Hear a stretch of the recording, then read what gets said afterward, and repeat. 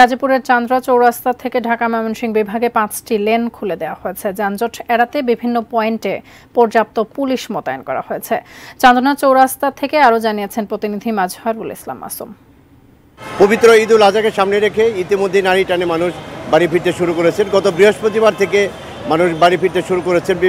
গাজীপুরের শিল্পোদ্দেশিত এলাকা লাখ লাখ মানুষ এখানে কর্মজীবী, বিভিন্ন জেলা থেকে এসে তারা এখানে কাজ করে থাকেন এবং ঈদের ছুটির পর তারা বাড়ি ফিরতে শুরু করেছেন। গতকাল কিছু গার্মেন্টস কারখানা ছুটি হয়েছে, যে কারণে মানুষের চাপ সকালে এবং গতকাল রাতে একটু বেশি ছিল। এখন এই মুহূর্তে তেমন একটা মানুষের চাপও নেই, তবে যানবাহনের চাপ আছে, কিন্তু যানবাহন থেমে নেই এবং যানজটের সৃষ্টি হতে পারেনি।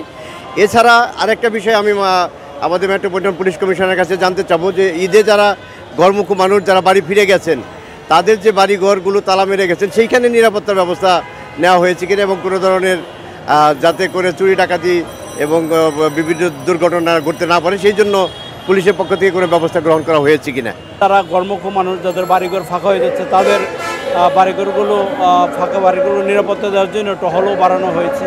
ফলে সব কিছু মিলে এখন পর্যন্ত আমাদের যে কার্যক্রম অব্যাহত আছে এবং ভালো আছে। দর্শক, আপনারা শুনলেন যে ঈদে যারা ঘরমুখী মানুষ বাড়ি ফিরে গেছেন, এই যে ফাঁকা অবস্থা থাকবে সেখানেও কিন্তু পুলিশের তৎপরতা রয়েছে, গোয়েন্দা তৎপরতা রয়েছে। অর্থাৎ স্বস্তিদায়ক ঈদ উপহার দেওয়ার জন্য মেট্রোপলিটন পুলিশ সার্বিক ব্যবস্থা গ্রহণ করেছে। এই ছিল আমার কাছে গাজীপুরে ঈদ যাত্রার সর্বশেষ খবর।